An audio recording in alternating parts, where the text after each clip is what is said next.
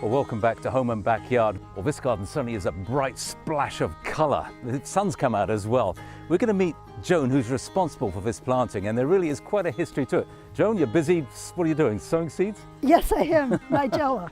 Excellent. It's an annual, and I'll let it reseed. So look at this black-eyed Susan, or brown-eyed Susan, or whatever you want to call it, a Rebecca. Tell us a bit about it.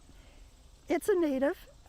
It was given to me 42 years ago by my aunt and uncle. It was from their garden. So this isn't the typical one you could buy at the nursery. Goldstone is the old. No, this is an old-fashioned plant, and fortunately it doesn't get black spots on the leaves. It just stays and multiplies. Yeah, it multiplies all is quite by the word. itself. So you started with one little plant? I think I had 3 little plants. 3 little plants, and look at it. The drift is really quite amazing.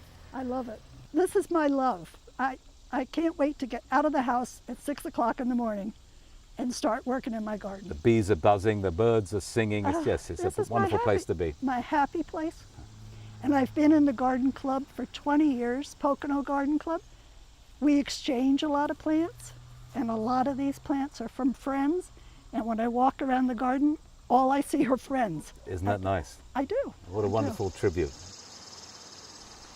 Well, when I drove towards Joan's house this morning, the first thing I saw was, I just thought it was just a whole mass planting of white phlox. And it's only when I got in closer I realized this is not a white phlox. Tell us all about it, Joan. This is a self-seeding annual, Euphorbia marginata, and I have to let it go to seed, and then I sprinkle the seeds on the ground and it comes back all by itself.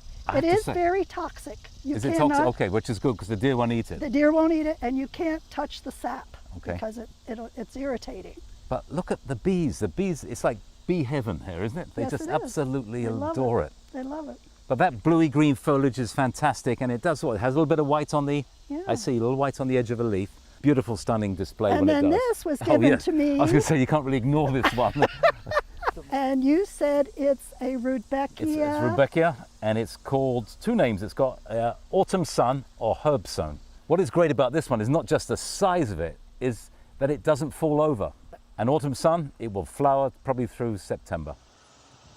Well, Joan, these eye-catching, kind of unusual plants, a lot of you probably know they are spider flowers, but for those who don't know anything about spider flowers, Joan, tell us about them. Well, I call them Cleome. It's an annual, and I let them go to seed, where these seed pods, and then when I pull them out, I just spread them around.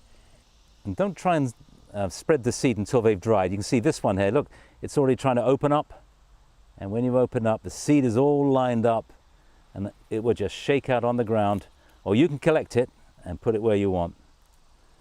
So those are seeds of spider flower, or as Joan rightly says, they're called, proper name is Cleome.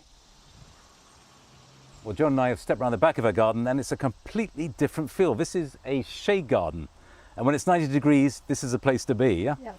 Yeah. And this was so dense with poison ivy and briars that over the years I would clear 10 feet at a time. Of all the virtues a gardener can have that's going to be beneficial, patience is by far the most important. Just do a little bit at a time. Yeah. But you can have some fun in the little smaller scale, and I've seen you've done that with a little fairy garden. They're basically cookie jars, and I start $2 each.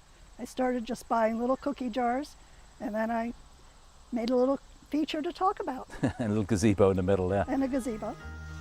Well, it's been an absolute pleasure visiting Joan's garden, and for those of you who are worried about planting one perennial at a time, don't worry, because they will spread and you'll have a wonderful drift garden that is just eye-popping this time of year. So Joan, thank you ever so much. Thank you for coming. We've had a lot of fun.